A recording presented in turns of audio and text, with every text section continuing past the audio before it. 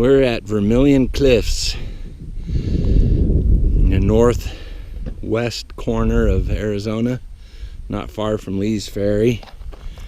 North rim of the Grand Canyon is up that way, Jacob Lake.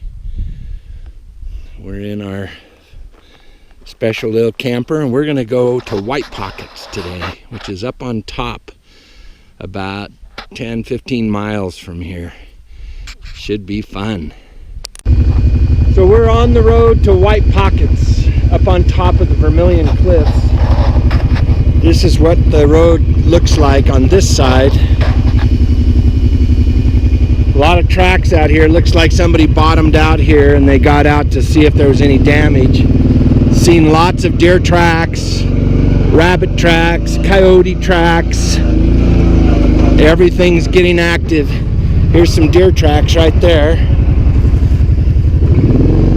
Little squirrel or rabbit tracks along here.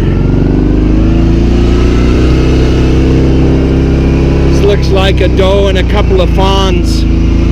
We may be driving them in front of us up here. Hopefully we'll get a shot of them.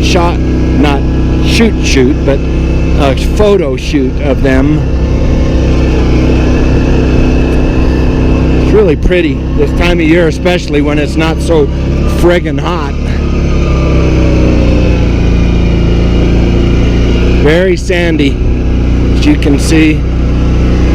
Little squirrels and rabbits leave their tracks in this soft sand, and it's really easy to follow them. Still on the road out to White Pockets. We've gone about another 3 or 4 miles. Here comes Susie. You can see how sandy this is. People get stuck out here all the time. That's why they say, yeah, not us. That's why they say don't come out here unless you've got good 4-wheel drive. But you can see some more tracks there. There's a coyote track, little squirrel tracks, some mouse tracks. I think there's even a weasel track up here. See, right there. It's not big enough to be a coyote, and it doesn't look like a rabbit, so there. Yeah.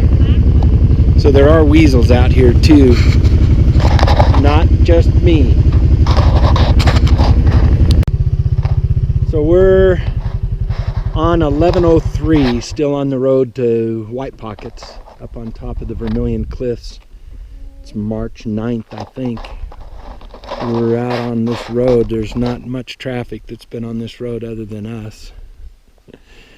And we saw this old remnant of a, looks like a dam or water retention place. Oh, I'm going to point out these. You've heard of Moki marbles. This is where they come from. These are all shaved off, eroded away. But when the dirt erodes, or the sandstone erodes completely away, it leaves little round marbles. Now that's a rabbit poop, not a Moki marble, but here's one that's just about ready to come out right there. Look how wet that is right there. Yeah. And this is an active stream bed up here because the water, the ground here that I'm walking on is really wet, soggy. Look, somebody built a wall right there. I don't know what that was for. Maybe a corral. Don't know what's up here, but we're gonna go see. But you can see water coming out, seeping out of the ground right there. This is probably all filled in up there, but it still gets saturated with water from snow and rain and then leaks out. You can see it coming out of the pipe right there. It's probably really tasty. Should we go try it?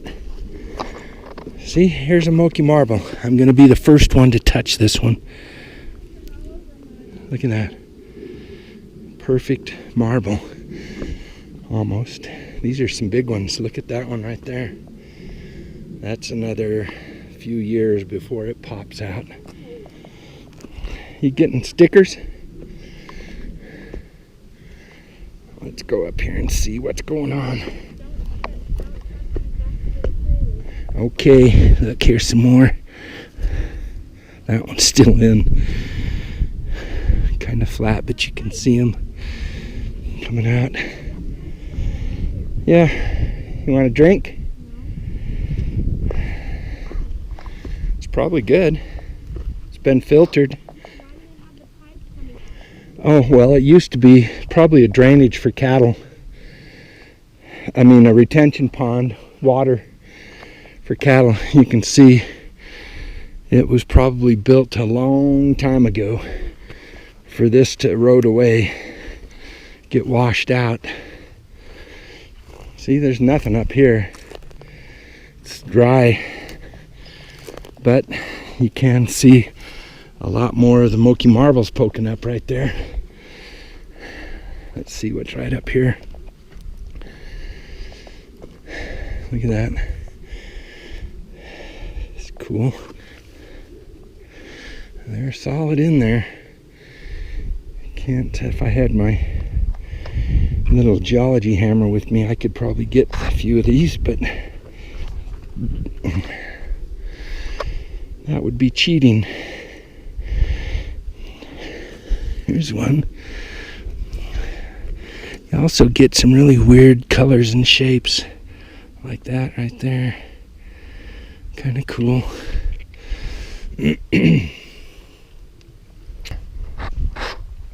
Some rabbit tracks. So this at one time probably would have been all filled in with water for the cattle up here. And that was probably 100 years ago. Maybe even a little more. I know there were several families, the Smith families, still up here that had lots of cattle out here. And they still have grazing rights for most of this land. They actually owned some of it long before it became National Forest or Monument.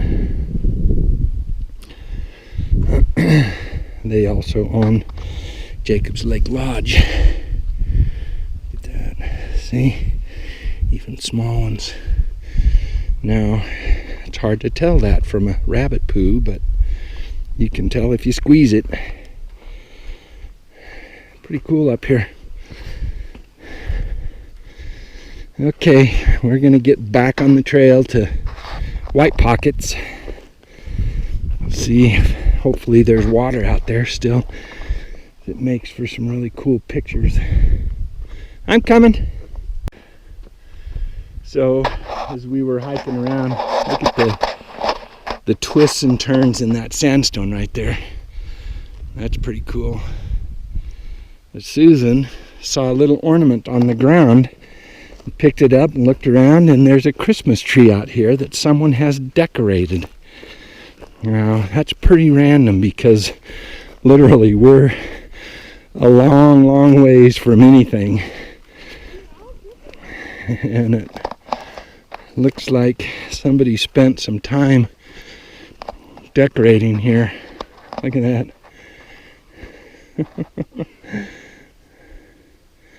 A lot of them have fallen off. But look, come over here. There's hand crocheted ones. Look, there's a musical ornament right here. There's like a little teddy bear there and a hand painted one in there. That is really weird. There's a lot more of those snowflakes down there too. Cool. Look at this one. Somebody's little adventure. They probably come up here every Christmas to put decorations on the tree. That's cute. We're still on the road to White Pockets, but I'm not sure where we are. I think we could be lost, but we are in a really interesting little valley here with some cool hoodoos.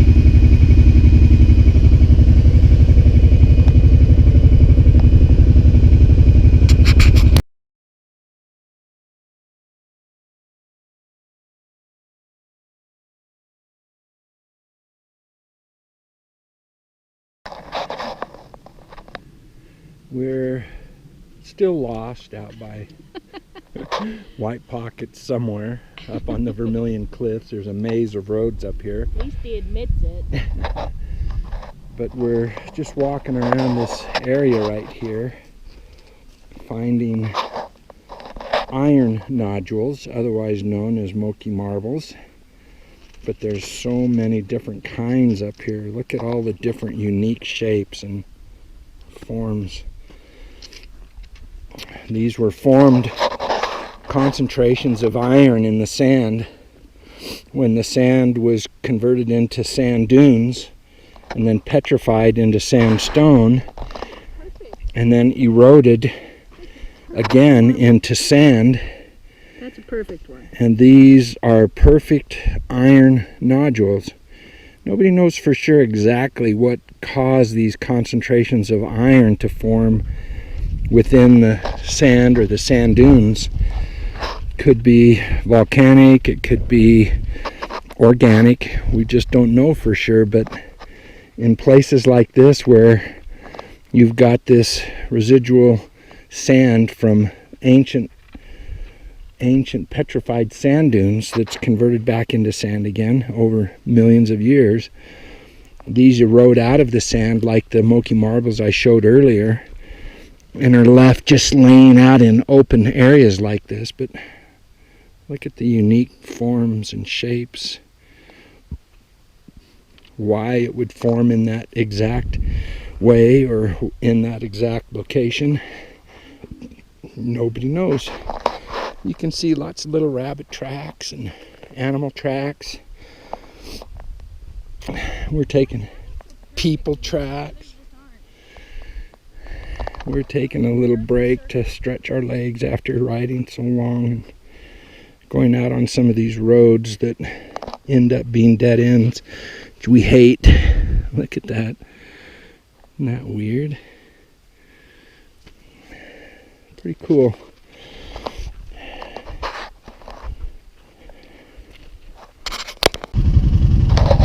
Just another interesting formation out here, middle of the nowhere. Now that's a pack rat nest. You can see it's still active. You can get in from right up there. Little cave underneath there, but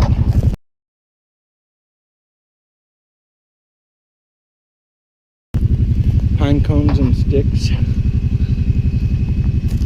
And if you look up there,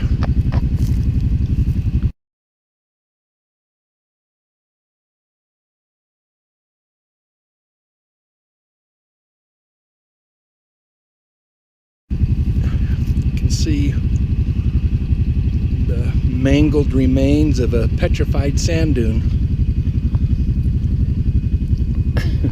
Mangled remains. Okay. Pretty cool. Look at that. Back in here. I got a message here. You did? From Claire? Just a little spot out here. As you can see, there's not much around. Just interesting. We're back on the main road, back to our camp. Took us a little while, but we got there. Susie's coming. That's what the road looks like. Somebody tried to drive up here in the mud, made a mess of this road. But those are the infamous Vermillion Cliffs right there. This is the north end. You okay? So our camp is down there. Driving down this road, you see Susie back there. That's what the road looks like. Cliffs.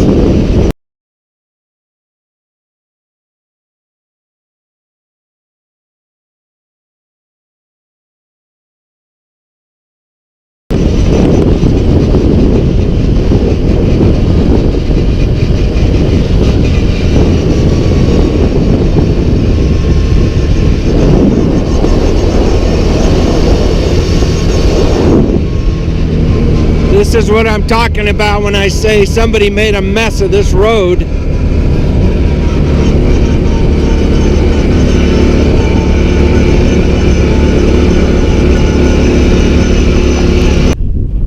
So we're on House Rock Road still, and this is about, I don't know, 2-3 miles up from Highway 59. Comes down from Jacob Lake, which is up there.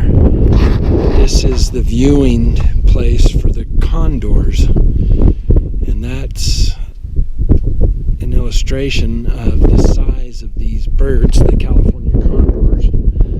You can see 85-inch wingspan. It's pretty big. Oh, I'm sorry, they have a 114-inch wingspan. The golden eagle is 85-inch, and the red hawk is 50-inch. They're up there in the cliffs. Don't know if you can see them. I'm gonna pull my binoculars out and see if I can see them.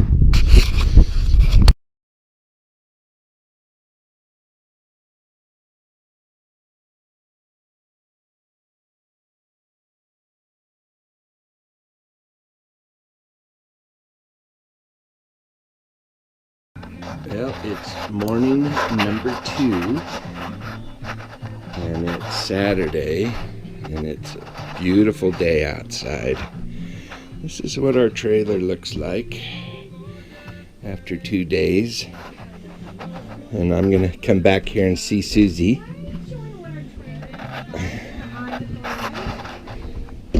There she is. Weirdo.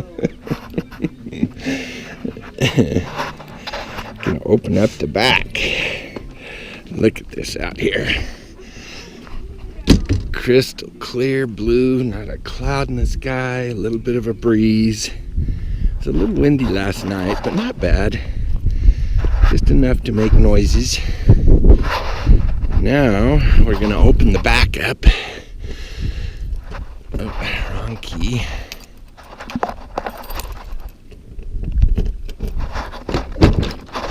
There's one. Here's the other.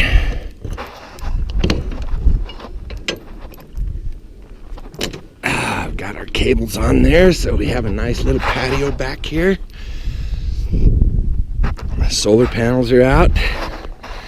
I haven't taken the plastic covering off of these, so they're not quite as efficient as they would normally be.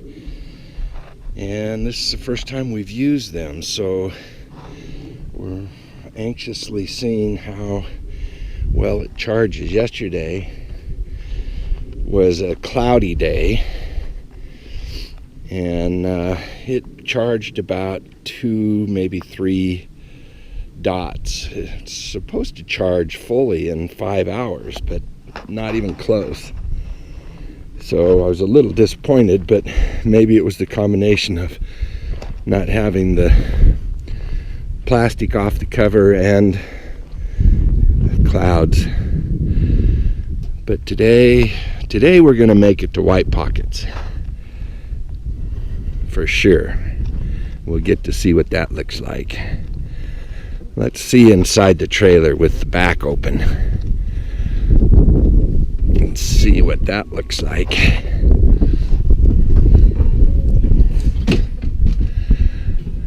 See how open and pretty it is out there? I'll cut you out. That's what we get to wake up to. Vermillion Cliffs. Well, it's March 9th or 10th. 11th. And for the first time since we bought this trailer, Susie actually used the stove. Eggs. And look at these. These are Kodiak cakes. Not pancakes, Kodiak cakes. They're filled with protein and bacon. We used the new red pan that she got for her birthday. The eggs did stick a little bit, so I'm disappointed, because on the infomercial it says that they won't stick, but it worked great. First time, 2 years. Now we're going on a trip to White Pockets today, for sure. We're not going to get lost this time. Woohoo! At least you admits you got lost. Well, I think we're on the right road this time. We've run into a couple people that are headed this way. That's where we just came from. Those guys in the Jeep way back there, an older couple that we saw at the Condor place. We're heading out this way. It's a ways out here, and it is really sandy. I'll show you what it looks like as we drive through. I'm just a little concerned with them because they've got a Jeep, but it has real narrow tires. And this sand is really deep in places. But I think they'll be okay. And it does get bumpy.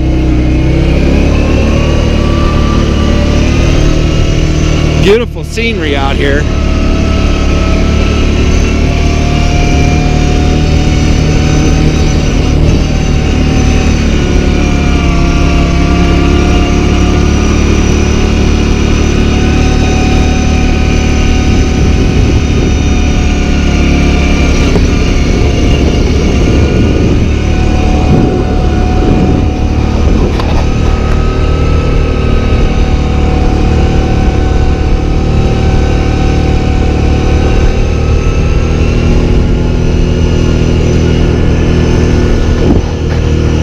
See how deep the sand is. I don't think I'd bring my truck out here. It'd probably bottom out, even though I've got extra clearance. And what took us 4 or 5 hours yesterday to get close to this same spot, we've only been out about an hour now, and we're almost there. Just the wrong road. Well, you'll be glad to know we made it to White Pockets. And that's where we're going to go take some video and some pictures. It's a long ways, huh? 26 miles from our camp. Really a neat place out here. Let me get my good camera out and we'll take some shots of the White Pockets up there.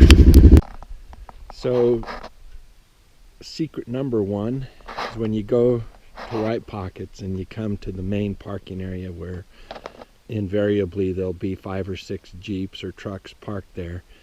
You just keep going and you come down this little road right there onto this big sandstone slab, and you can park in the shade, a little out of the way. Don't have to worry about a bunch of people around your stuff, and just hike right up here up to White Pockets. Or you can hike over and check out this interesting formation right there. There might be some petroglyphs over there. We'll have to go check that out later. Secret number one. So just a short hike from our ATVs, going up this sand, fine white sand. Look at this. A little bit of red mixed in with it. It's like coral pink. Even the stink bugs are teeny tiny. Yeah. There's 2 of them in there. But look at this. This is called the White Pockets. Look at the octagonal formations of the sand. Really cool looking. Almost looks like man-made paving stones set in here. And then you can also see all the different tracks. Rabbit tracks, little mouse tracks, lizards, even little beetles. Like this track right here. That's an old beetle track. There's another one, see, coming down, going over to the sand. Lots of life out here. You just don't see it very often because it's a lot of places to hide.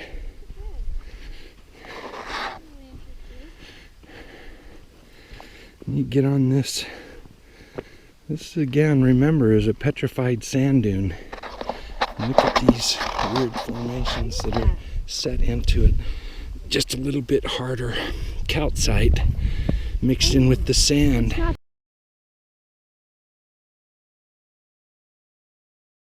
Holes, it's like lichens, it's black. I thought it was holes. And then you find one sole ant out here looking for food. Look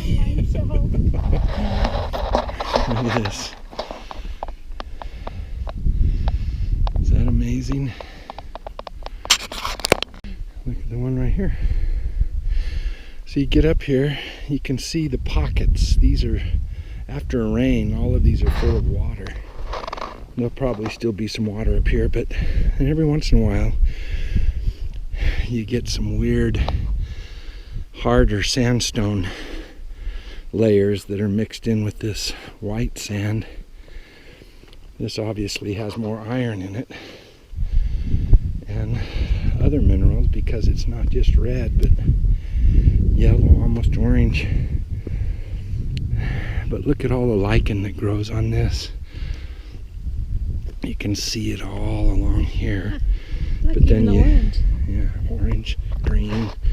But then you look at the white and there's very little growing on the white because it doesn't have as much mineral nutrients that those. Real quick, this is sand pockets. Just have enough battery, white pockets, for one more shot here. Hi, sweetie. Most of the water's gone, but there's still a few little spots. Isn't that amazing? Look at that. Look at this thing. Cool. Just a little bit left here, battery wise.